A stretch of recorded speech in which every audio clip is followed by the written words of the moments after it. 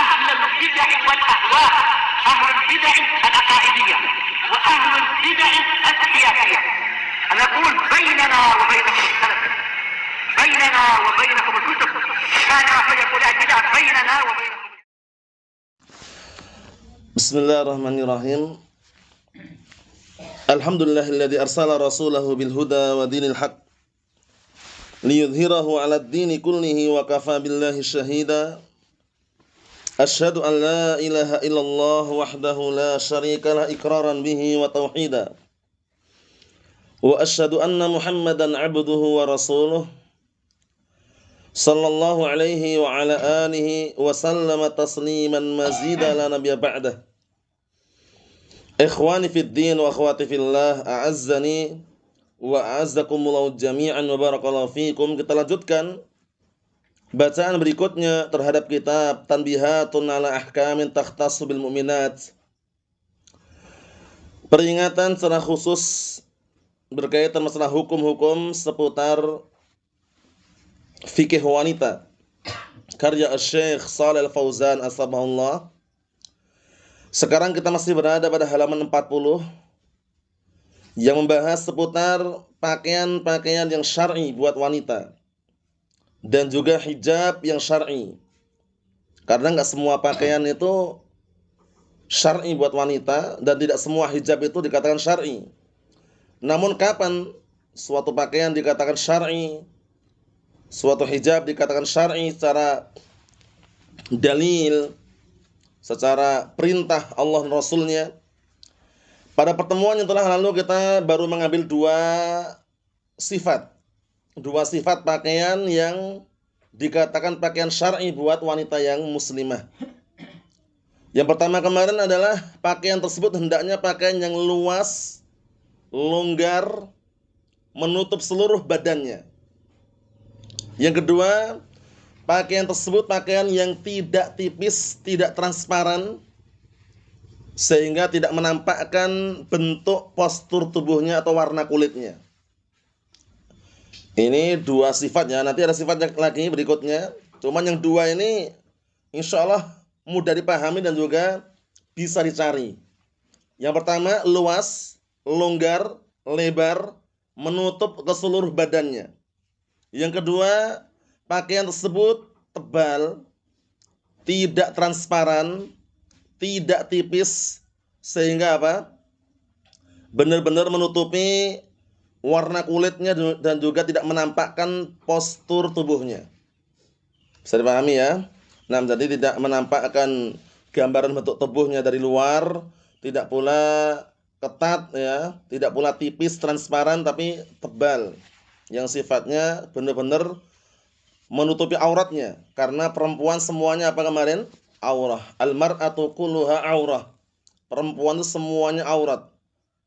Fa idza kharajat, apabila perempuan itu keluar, tastasrifu syaitan.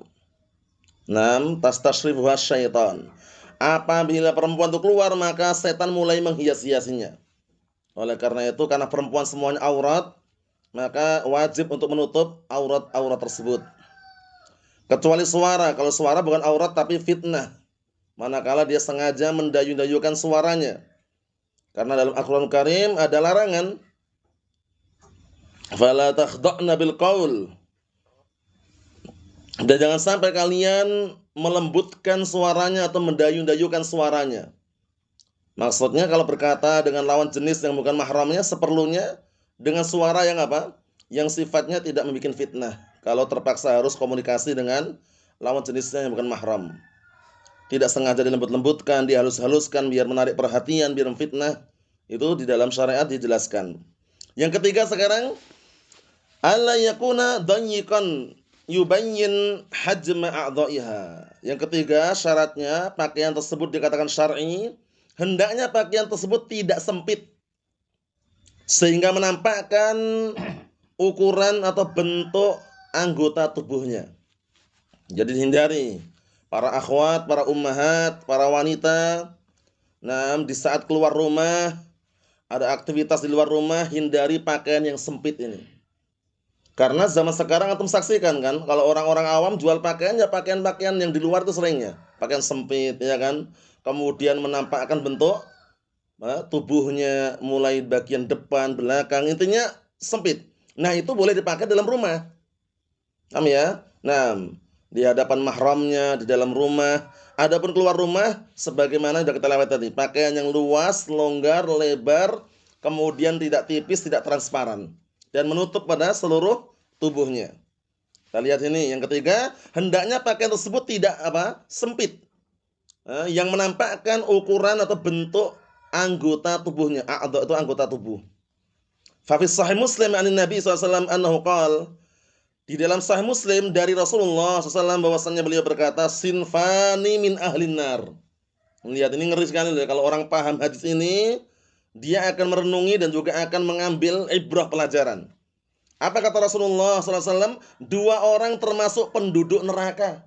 Lam arahuma. Aku tidak akan melihat keduanya. Siapa dua orang tersebut?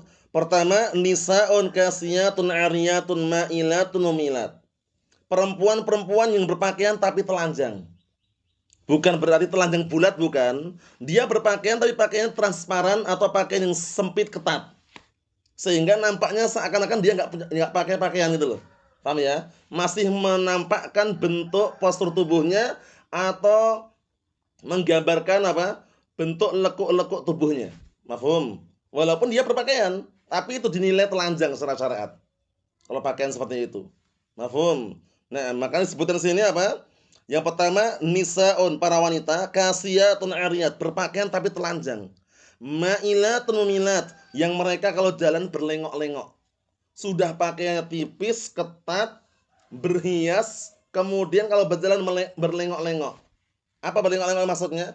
Ya, berlengok-lengok untuk memfitnah kaum lelaki gitu loh. Bergaya itu istilahnya ya. Nah, caper, cari perhatian, seperti itu. Kita lihat sifat berikutnya, ru'usuhunna misla asnimatil bukht. Kepala-kepala mereka itu bagaikan punuk onta. Memakai pasangan rambut palsu atau sengaja digelung ke atas, kemudian ketika pakai jilbab nampaknya meninggi kayak punuk onta. Itu masuk juga. Makanya perempuan-perempuan para akhwat ketika bercadar berhijab ya rambut itu dikasih urai aja, diuraikan aja biar nggak nampaknya meninggi ke atas seperti punuk onta. Mafhum? Dan ini tentunya antum saksikan sekalian kan kalau di luar sana bagaimana perempuan yang jauh dari syariat, mereka kalau pakai kerudung bagaimana biasanya. Ya kan? Kerudung yang gaul, yang tipis itu kemudian bagian belakang nampak menonjol. Nah, itulah yang dikhawatirkan termasuk punuk onta. Paham ya? Kalau punuk onta kan tahu kan bentuknya kayak apa. Nah, dipermisalkan seperti itu. Jadi walaupun taruhlah berhijab tapi hijabnya tidak menutup auratnya gitu loh. Mafhum? Hijab-hijab yang gaul itu yang insya Allah semua paham lah itu loh ya. Nah, barakallahu fiik, seperti itu. Apa ancamannya? La yadkhulnal jannata wa la yajidna riha. Ngeri ancamannya, lihat ini. Tidak akan masuk surga dan tidak mencium baunya, bayangkan itu. Ancamannya. Perempuan tersebut tidak masuk surga dan tidak mencium baunya. Ngeri loh. Padahal bau surga itu tercium dari jarak sekian dan sekian. Kita lihat. Nah, dalam riwayat yang lain itu, dalam riwayat ini tambahannya, wa inna rihaha la yujad min masirati kada wa kada. Itu tambahannya. Padahal bau surga itu tercium dari jarak sekian dan sekian. Bayangkan itu. Tapi ini enggak mencium sama sekali. Enggak masuk surga dan tidak mencium sama sekali. Ini ancaman. Ancaman dari Allah Subhanahu wa ta'ala. Ngeri, barakallahu fiik. Nah, ini pastikan sebagai pelajaran buat kita. Bahwasannya janganlah ditunda-tunda memakai hijab itu. Jangan dihijabi ketika udah mati saja. Biasanya orang kan nunggu nanti setelah meninggal dunia baru dikafani. Saat itulah dia pakai hijab, ya kan? Tapi ketika di dunia buka-bukaan, ya kan? Alasannya panas, alasannya tidak ngikutin perkembangan zaman, alasannya nggak gaul dengan wanita-wanita yang lain. Itu alasan-alasan yang harus campakkan itu. Jangan dikasih di depan. Yang paling di depan itu syariat. Oleh karena itu berpakaian ketika luas, longgar, lebar, warnanya warna yang tidak mencolok, warna gelap, tidak tipis, itu fungsinya apa? Untuk menyambut dan mengharapkan serta mencari surga Allah Subhanahu wa taala. Di dunia memang panas memang.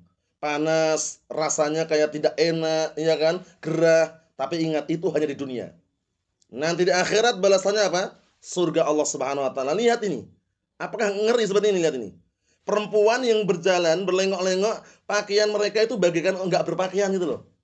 Berpakaian tapi telanjang layaknya. Ini yang kita saksikan zaman sekarang yang penuh dan fitnah ini.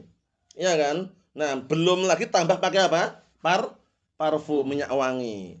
Sudah kena vonis apa kemarin? Fahiyah zaniyah. Dia penzina. Bayangkan itu. Ayu mamra'atin kharajat wasta'tarat famarrat ala qaumin liyajidu rihaha fahiya zaniyah. Perempuan mana saja keluar rumah kemudian memakai wangi-wangian atau parfum, melewati sekelompok kaum lelaki dan mereka mencium baunya. Agar tercium baunya. Caper cari perhatian. Apa balasannya? Fahiya zaniyah, maka dia penzina. Bayangkan itu. Ini vonis dari Rasulullah sallallahu alaihi wa ala alihi wasallam. Terus bagaimana solusinya? Solusinya itu kalau wanita keluar rumah tak usah pakai wangi-wangian, enggak usah pakai wangi-wangian sudah. Wangi-wangian itu dipakai ke dalam rumah. Itu perempuan, kalau laki-laki bebas laki-laki. Tapi kalau perempuan ketika keluar rumah itu kan karena ada keperluan, ada kebutuhan kan? Ya seperlunya sesuai kebutuhannya selesai, enggak usah pakai wangi-wangian, enggak usah berhias sudah. Paham ya? Kalau berpakaian, pakaian syar'i, luas, longgar, lebar, pakai warna yang tidak memfitnah, tertutup seluruh badannya. Mafhum? Nah, dan sumber fitnah yang paling utama seorang lelaki terfitnah dengannya adalah wajah. Makanya ketika posisinya masih muda, menawan, memfitnah, maka ditutup wajahnya. Nanti sebutkan dalam surat An-Nur itu kalau udah tua, kalau udah menopause, tidak produktif lagi, udah tua, itu diperbolehkan dia melepas hijabnya. Cuman lebih baik lagi kalau dia pakai tetap. Bolehnya boleh kalau udah tua ya. Syaratnya udah tua, menopause, tidak produktif. Paham maksudnya? Nah, sudah nggak haid lagi, udah tua lah intinya. Nah, kemudian itu boleh melepaskan hijabnya dengan syarat apa? Dengan syarat, nah barakallahu fik sudah apa? Tidak menimbulkan fitnah lagi. Dan apa? Memakai hijabnya tetap lebih baik kalau tetap dia berhijab. Mafhum? Tapi kalau masih muda, menawan, produktif, kemudian masih memfitnah, maka kembali ke hukum asal. Paham ya? Menutup pintu fitnah lebih didahulukan daripada sekedar menjadi apa? Wanita yang populer, terkenal atau viral. Mafhum? Jadi lebih baik tertutup. Sampai-sampai para ulama mengatakan semakin wanita itu tertutup, semakin baik. Karena fitnah semakin apa? Minimal gitu loh. Ya kan? Semakin sedikit. Nah, oleh karena itu para wanita salaf terdahulu mereka jarang sekali keluar kecuali hajah keperluan. Mafhum? Sampai-sampai sebutkan minyak wangi wanita itu yang nampak warnanya tersembunyi baunya. Bisa dipahami nggak? Nampak warnanya tersembunyi baunya. Jadi ketika keluar rumah itu nggak ada bau. Mafhum? Kalau kaum lelaki bebas memang. Kemudian yang berikutnya, kan dua orang tadi kan. Yang kedua, warijalun ma'ahum siyatun ka'adnabil baqar yadribuna biha ibadallah. Yaitu kaum lelaki yang bersama mereka itu apa? Cambuk-cambuk seperti ekor apa? Seperti ekor sapi. Yang mereka gunakan cambuk tersebut untuk mencambuk hamba-hamba Allah. Maksudnya pemimpin yang zalim. Di akhir zaman banyak pemimpin yang zalim, menindas harta rakyatnya, mendolimi rakyatnya, tidak amanah dengan apa? Apa yang dibebankan kepadanya untuk dikembalikan kepada rakyatnya. Banyak seperti itu. Yang akhirnya apa? Mereka memukul rakyat tersebut dengan apa? Cambuk-cambuk tadi. Nah, bagaimana responnya Ahlus Sunnah ketika menghadapi pemimpin seperti ini? Pemimpin yang muslim tapi zalim, tapi tidak berbuat, tidak menegakkan keadilan selama dia pemimpin, dan dia itu masih muslim, sholat, jangan pernah berontak. Karena ada para sahabat bertanya, ya Rasulullah, wahai Rasulullah, bolehkah kita berontak dalam kondisi seperti itu? Kata Rasulullah SAW, la masallu, jangan selama mereka masih sholat. Bayangkan itu. Makanya Ahlus Sunnah wal Jamaah sikapnya dalam menanggapi seperti ini adalah apa? Senantiasa setia dan taat kepada pemimpin dalam perkara yang baik, perkara yang ma'ruf. Faham ya? Tidak boleh berontak, wala demonstrasi. Demonstrasi aja nggak boleh. Apalagi berontak, itu. Ya kan? Makanya Ahlus Sunnah wal Jamaah itu walaupun nampaknya nggak pernah ikut pesta demokrasi, itu kalau masalah taat berpemimpin garda paling depan. Kalau ada di depan istana, di depan Monas kok demonstrasi ngakunya Ahlus Sunnah, bukan Ahlus Sunnah itu. Ahlus Sunnah kok demo. Demo itu barakallahu demonstrasi teriak-teriak, nah adalah pemberontakan yang sifatnya apa? Muqaddimah pembukaan. Pembukaan pemberontakan demo itu. Antum ingat gak kisahnya Dzul Khuwaisirah At-Tamimi? Yang waktu itu Rasulullah membagikan harta kepada sebagian para sahabat. Sahabat yang baru masuk Islam dikasih banyak. Sahabat yang sudah lama masuk Islam dikasih sedikit. Protes Dzul Khuwaisirah itu. Itulah awal kali muncul Khawarij di antaranya. Paham ya? Nah, sampai-sampai para ulama mengatakan awalu bid'atin dhaharat fil Islam bid'atul Khawarij. Bid'ah pertama kali yang muncul dalam agama Islam bid'ah Khawarij. Ya dipelopori siapa tadi? Dzul Khuwaisirah At-Tamimi. Dia mulutnya lancang dia. Langsung membentak pemimpin. Siapa pemimpin waktu itu? Rasulullah sallallahu alaihi wasallam. I'dil ya Muhammad, berbuat adillah kamu wahai Muhammad. Bayangkan itu. Enggak terima. Padahal Rasulullah tujuannya apa tujuannya? Alaihi salatu wassalam, orang yang baru masuk Islam itu dikasih harta banyak biar senang dengan Islam. Biar lunak hatinya. Sedangkan orang-orang para sahabat yang sudah lama masuk Islam dikasih sedikit karena udah paham. Karena mereka sudah paham. Nah, Dzul Khuwaisirah enggak tahu apa-apa langsung protes. Nah, inilah yang dijadikan dalil para ulama bahwasanya apa? Pemberontakan, demonstrasi itu adalah muqaddimah, pembukaan daripada pemberontakan. Oleh karena itu ketika menyampaikan aspirasi rakyat, keluhan rakyat bukan dengan cara demo. Kalau mampu dengan empat mata, chattingan, SMS, nelpon. Kalau nggak bisa dengan empat mata lewat wakil-wakilnya, bawahannya. Kalau nggak bisa sama sekali ada satu senjata, doa. Doa ini jangan pernah dilupakan. Karena doa ini termasuk apa? Silahul mukmin, senjatanya orang mukmin.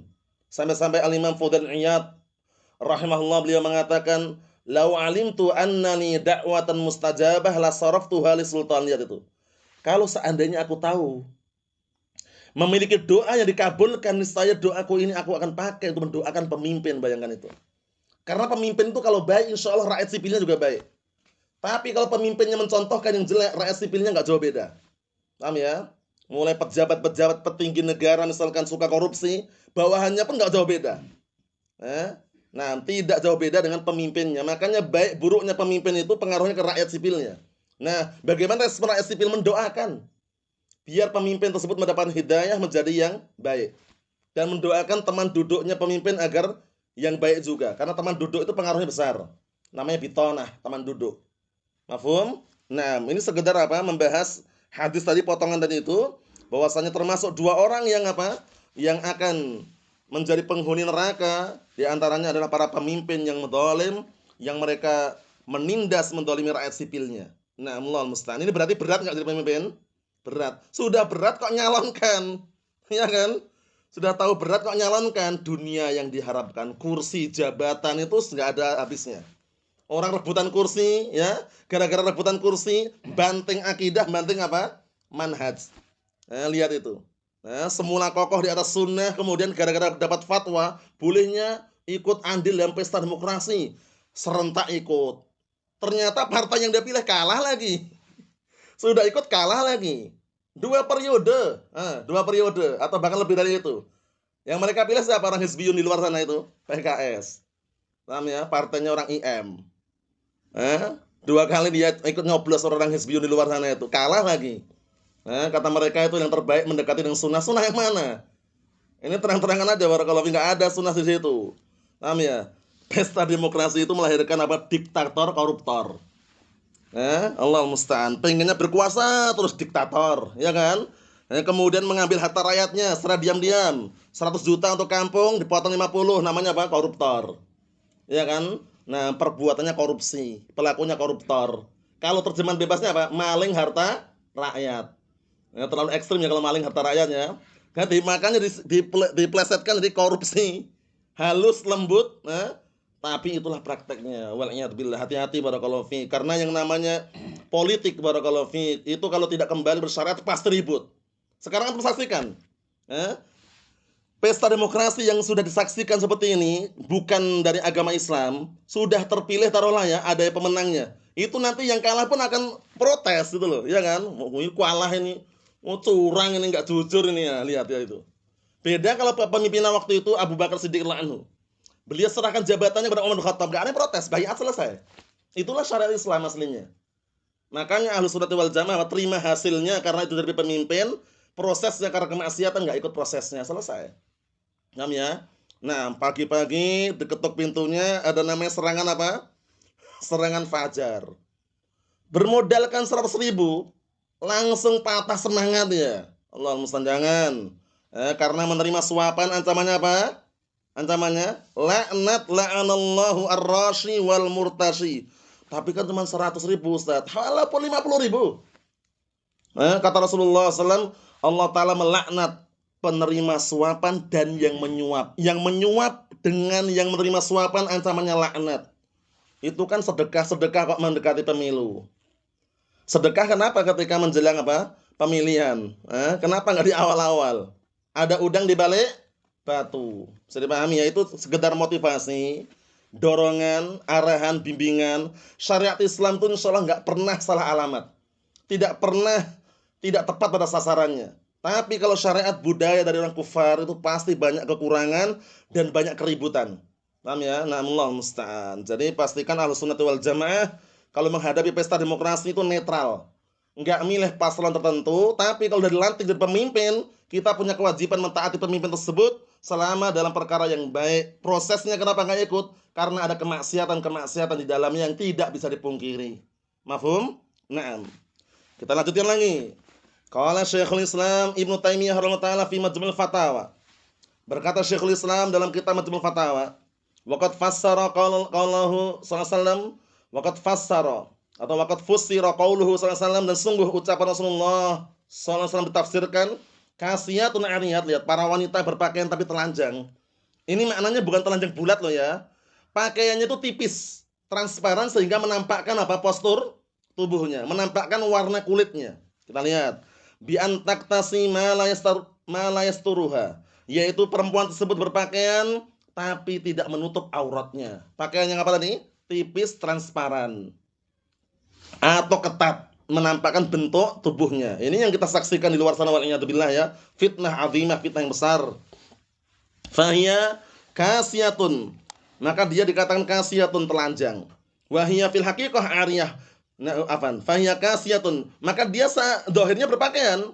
Dohirnya dia berpakaian, wahiyya fil haqiqah ariyah, padahal pada hakikatnya dia telanjang. Pakaian dia pakai, cuman dia telanjang hakikatnya. Kenapa? Masih menampakkan postur tubuhnya atau menampakkan warna kulitnya. Bisa dipahami soalnya ya?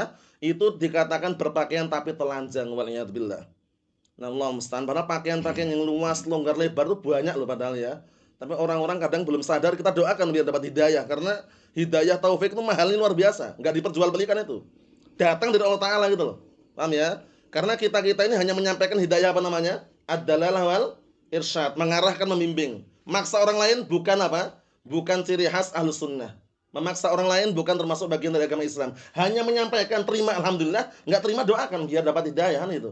Ya kan? Karena hidayah itu mahal. Sudah kenal hidayah, taufik, dilanjutkan istiqomah, jangan malah mundur ke belakang. Kita lihat sini. Apa kata beliau di sini? Perhatikan baik-baik itu. Misal contohnya, man taktasis saub ar-raqiq. Contohnya adalah perempuan berpakaian tapi tipis. Pakaiannya tipis. Ya otomatis kalau tipis kan menampakkan bagian dalamnya kan? Menampakkan warna kulitnya kan? Alladhi yasifu basyarataha, yang apa? Yang menggambarkan, yasifu itu menggambarkan basyarataha, warna kulitnya. Basyarat itu warna kulit. Menggambarkan kulitnya itu nampak. Warnanya putih atau warnanya coklat atau yang semisalnya. Awis saub ad-dayiq, atau makna yang kedua pakaian yang apa? Sempit. Pakaiannya tebal, cuman sempit. Sehingga menampakkan bentuk tubuhnya. Ini juga termasuk berpakaian tapi telanjang, seperti itu, bayangkan itu. Inilah yang kita perangi, inilah yang kita dakwahkan. Jangan sampailah itu keluarga kita kan itu. Kalau seandainya ada dari keluarga kita yang masih muda, akhwat, ummahat atau yang semisalnya banat, ya kita nasihati semampunya, ya kan? Agar berpakaian yang syar'i. Karena ancamannya berat nanti di hari kiamat, apa tadi? Di akhirat, tidak mencium bau surga. Paham ya? Tidak mencium bau surga. Kita ingatkan kalau itu anak kita, ya kan? Kita ingatkan kalau itu istri kita, ya kan? Kita ingatkan kalau itu saudari kita. Mafhum? Nah, apalagi masih muda, menawan dan juga memfitnah. Itu lebih ditekankan lagi. Adapun dah tua, monopaus, ya kan? Sudah apa? Tidak produktif lagi. Ada dalilnya dalam surat An-Nur itu, boleh dia melepaskan hijabnya, tapi dia memakainya lebih baik. Paham? Itu penting sekali. Tapi kalau masih muda, produktif, masih bisa memfitnah, maka ditekankan sekali untuk apa? Menutupkan jilbab-jilbab mereka ke seluruh tubuh mereka, agar tidak diganggu dan mudah dikenal. Kita lihat sini. Kata beliau, awis saub ad-dayiq, atau pakaian yang sempit, alladzi yubdi taqati'a khalqiha, yang menampakkan potongan-potongan postur tubuhnya.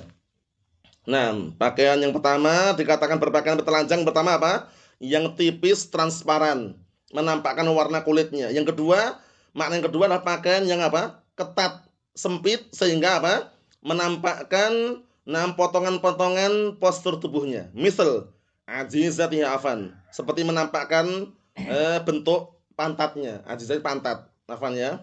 Nah, wasa'idi hatta menampakkan barakallahu fik lengannya. Postur lengannya nampak. Pakaian ketat ma'ruf insyaallah ya. Naam. Wa inna ma kiswatul mar'ah ma yasturuha fala yubdi jismaha wala hajma a'dha'iha. Akan tetapi pakaian wanita yang syar'i itu adalah pakaian yang menutup auratnya, tidak menampakkan badannya, tidak pula menampakkan apa? Bentuk anggota badannya. Likaunihi kasifan wasian. Yaitu apa? Pakaian tersebut kasifan tebal, tidak ketat, wasian luas. Paham ya? Luas. Itulah pakaian yang syar'i. Makanya kalau kita belikan pakaian ya buat istri kita, buat anak perempuan kita, pilihlah pakaian yang apa? Terbaik, terkhususkan ketika keluar rumah. Pakaian dalam rumah bisa dikatakan secara global bebas. Paham ya? Di hadapan mahramnya, di hadapan keluarganya. Tapi kalau pakaian di luar rumah untuk aktivitas, mungkin ada keperluan atau semisalnya, pastikan pilihkan pakaian yang apa? Luas, longgar, lebar, tidak menampakkan postur tubuhnya, kemudian menutup auratnya. Mafhum? Nah, seperti itu.